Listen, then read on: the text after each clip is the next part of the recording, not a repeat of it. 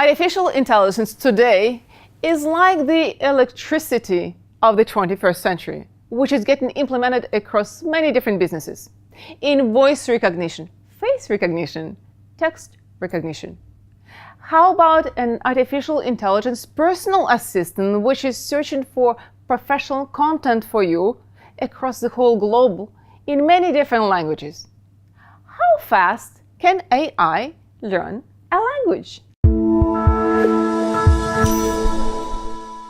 Patrick, you are a scientist in artificial intelligence, and your company Loop AI is providing artificial intelligence solutions to companies to improve, I would say, make customer service more efficient, right?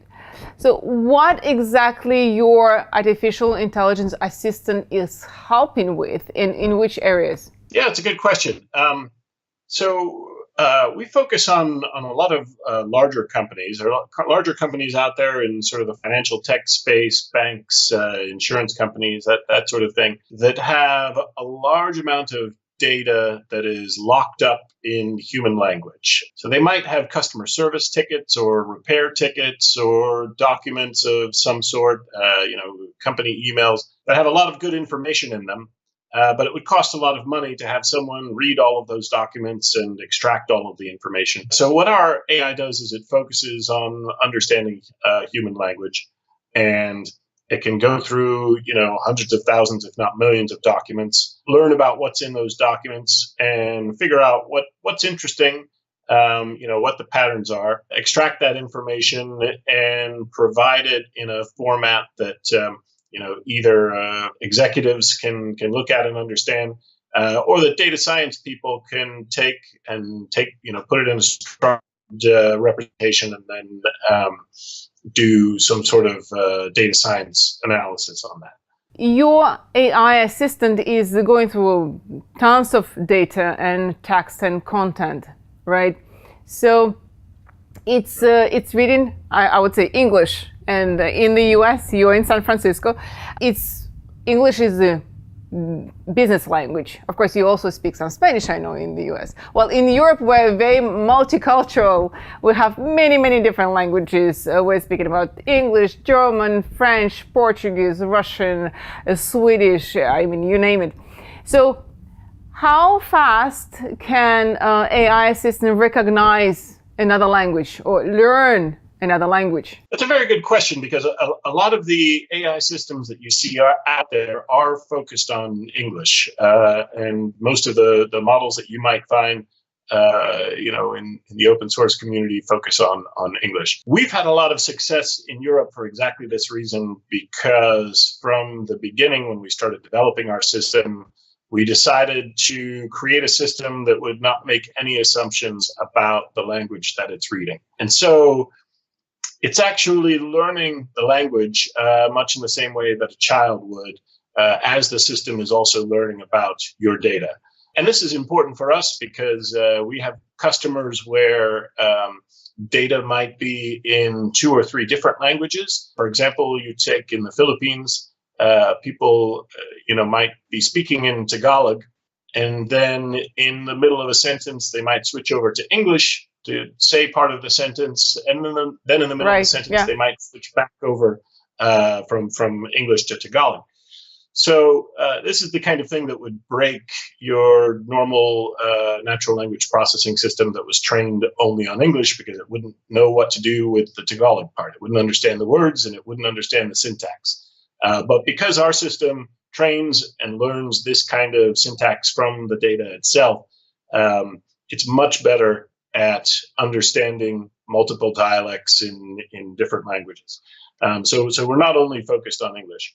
So basically, you feed in the data, and the more you feed, the faster the system will learn that language, as I said, like a child, right? Yeah, there are really 2 factors that go into how well a system can learn the language and your data. And one factor is just how much data you have. If you can feed a lot of data to it, of course, it will do a better job.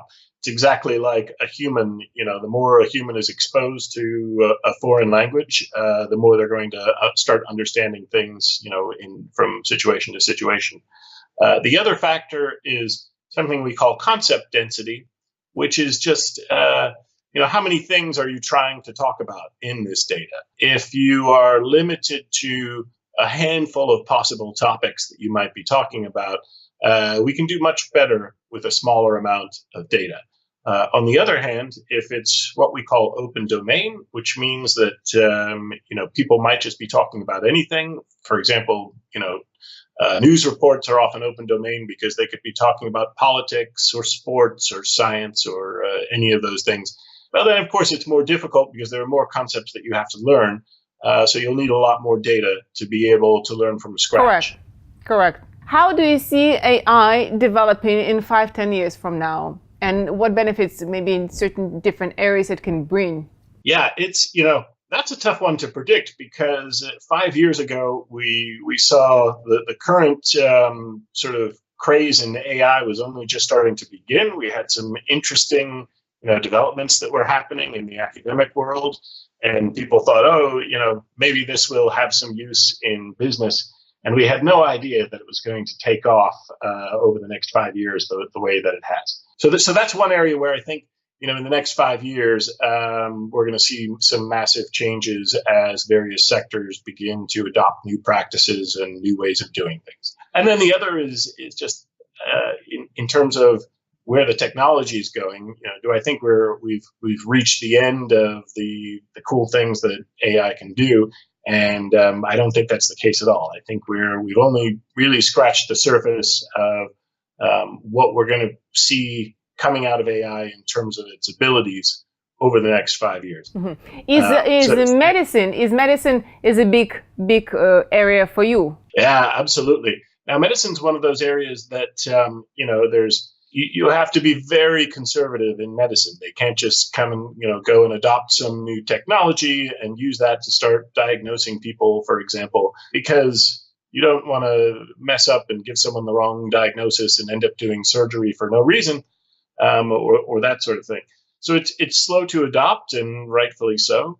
But we've seen some amazing advancements in terms of, especially in sort of the computer vision space, where we're able to feed MRIs and other images to machine learning systems, and those systems are able to recognize, for example, a cancerous tumor, as well as, if not better than, a professionally trained human would. What advice would you give to businesses so that they can benefit in the future from now on in using this AI assistant? Yeah, a lot of businesses that we go to, they're heavily invested in their current processes. Those processes may be inefficient in various ways, but you kind of have to make a cost-benefit analysis of, all right, if you address those inefficiencies, you might get some savings on that, but what's it going to cost you to, just address those? And so a lot of what we end up doing is, looking very hard at a problem and trying to show, what it is that AI can do in terms of providing a benefit on whatever those inefficiencies are. The bottom line is that business should be ready to accept it. It's educational part, I believe. And then to understand in which areas exactly are the benefits, and that they need to kind of be ready to accept this technology and have the data ready now for AI to analyze. If AI assistant can be my personal assistant and can look at all different data across the globe and professional data I'm looking for, I will be so grateful. Seriously. Thank you, Patrick, for this Well, thank you very interview. much.